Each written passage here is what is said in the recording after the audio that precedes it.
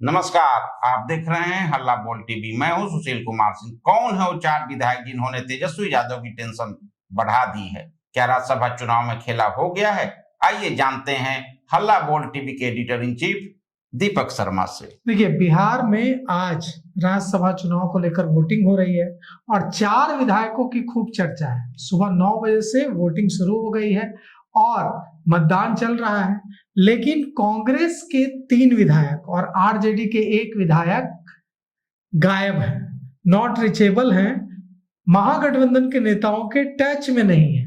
अब कहा जा रहा है कि ये 4 जो विधायक हैं, कांग्रेस के 3 और आरजेडी के 1, ये 4 विधायक आरजेडी के 1 और कांग्रेस के 3 बेवफाई करने जा रहे हैं महागठबंधन के साथ, तेजस्वी यादव के साथ, तेजस्वी यादव के कैंडिडेट एडी सिंह के साथ।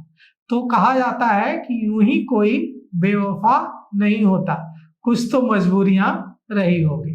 तो अगर ये 4 विधायक बेवफाई कर रहे हैं महागठबंधन के साथ, तो इनकी भी कुछ मजबूरियां रही होंगी। तो सबसे पहले हम आपको बताते हैं कि ये विधायक हैं कौन, और फिर हम आपको बताएंगे कि इनकी मजबूरियां क्या थी। तो ये जो 4 विधायक हैं, इनके नाम है मनिहारी के कांग्रेस विधायक मनोहर प्रसाद, फारबिसगंज के कांग्रेस विधायक मनोज विश्वास, वाल्मीकि नगर के कांग्रेस विधायक सुरेंद्र प्रसाद कुशवाहा और ढाका के राष्ट्रीय जनता दल के विधायक राजद विधायक फैसल रहमान। अब इन चारों ने अगर आज वोटिंग के लिए रुख नहीं किया विधानसभा का, तो मतलब बिल्कुल आपने सही कहा कि खेल हो गया है। तो इनकी मजबूरियां क्या है, क्यों खेल में शामिल हुए, क्यों अगर इन्होंने वोट नहीं डाला आज, तो मतलब साफ है कि एनडीए से इनकी डील हुई, और एनडीए से डील हुई तो इसके पीछे की वजह क्या है। तो हम आपको बताते हैं कि मनोहर प्रसाद जो कांग्रेस के विधायक हैं, बहुत ही सीनियर नेता हैं, और वे कटिहार जिले की मनिहारी सीट से विधायक चुने गए हैं।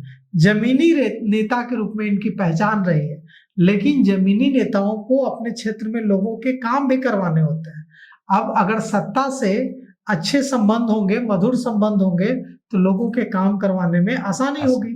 तो मनोहर प्रसाद इतने सीनियर नेता हैं, इसके बावजूद वे आज विधानसभा नहीं पहुंचे, और इससे कांग्रेस के जो रणनीतिकार हैं, कांग्रेस नेतृत्व है, वो बड़ा परेशान दिखा है। दूसरे जो कांग्रेस के विधायक हैं, उनका नाम है मनोज विश्वास, जो आज नहीं दिखे।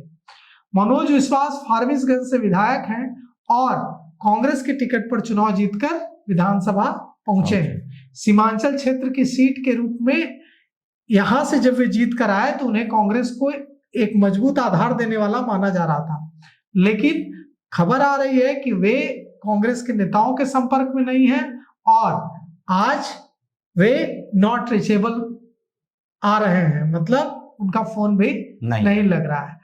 सुरेंद्र कुशवाहा हैं तीसरे विधायक कांग्रेस के, वो वाल्मीकि नगर से कांग्रेस के विधायक हैं, और राज्यसभा चुनाव के लिए आज विधानसभा परिसर अभी तक पहुंचने की सूचना नहीं है।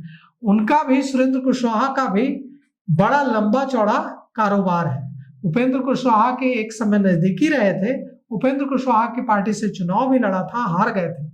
अब इस बार कांग्रेस से एमएलए बने हैं।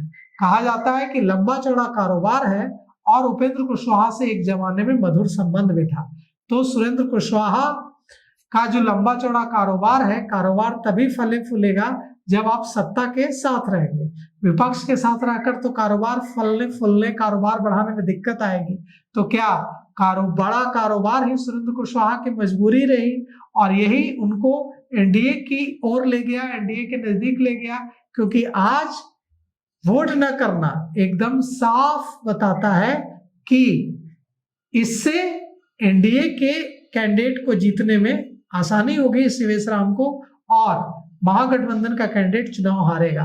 तो यह सीधे सीधे चुनौती देने के समान है लीडरशिप को, महागठबंधन और कांग्रेस की लीडरशिप को। चौथे जो कैंडिडेट है, चौथे जो विधायक हैं, फैसल रहमान, जो आरजेडी के ढाका से, पूर्वी चंपारण के ढाका से विधायक हैं, उनके भी आज वोट देने विधानसभा नहीं पहुंचने की खबर है। राजद के तमाम नेता उनको फोन लगाते रहे, लेकिन उनका फोन नॉट रीचेबल आ रहा है, उनका फोन नहीं लग रहा है। अब फैसल रहमान के वोट न देने के क्या मायने हैं? फैसल रहमान अगर वोट नहीं देंगे तो वे मुस्लिम बहुल इलाके ढाका से जीत कर आते हैं।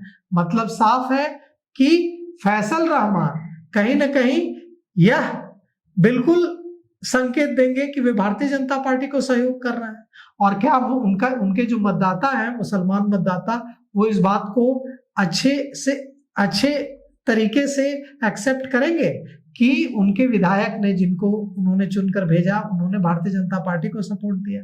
तो फैसल रहमान के लिए एक बड़ी चुनौती अपने क्षेत्र में लोगों को भी कन्विंस करने में होगी कि आखिर उन्होंने भारतीय जनता पार्टी के कैंडिडेट शिवेश राम का सपोर्ट क्यों किया और राष्ट्रीय जनता दल का, अपनी पार्टी के कैंडिडेट का सपोर्ट क्यों नहीं किया, वोटिंग क्यों नहीं की। तो ऐसे कई सवाल हैं, लेकिन सबसे बड़ी बात यह है कि राजनीति में कई बार पैसे, दूसरे तरह के हथकंडे, पावर, इसका भी बोलबाला साफ दिखता है। तो लेकिन फैसल रहमान अगर वोट नहीं देते हैं तो इसका मतलब साफ है कि वे राजद के विधायक हैं और उन्होंने खुलेआम बगावत, आज अगर उनका वोट न देना, यह बताएगा कि उन्होंने खुलेआम बगावत कर दी है। अब क्या मजबूरी है, क्यों बगावत की है, क्यों वोट देने नहीं पहुंचे, इससे कई सवाल खड़े होंगे। तो अभी कुछ घंटे का वक्त बचा है, 4 बजे तक मतदान है, लेकिन अब नहीं आए तो अब क्या ही आएंगे। तो देखिए, अभी 2-3 घंटे में और भी बहुत खेल होना बाकी है। तो अभी तक इतना ही। देखते रहिए हल्ला बोल टीवी।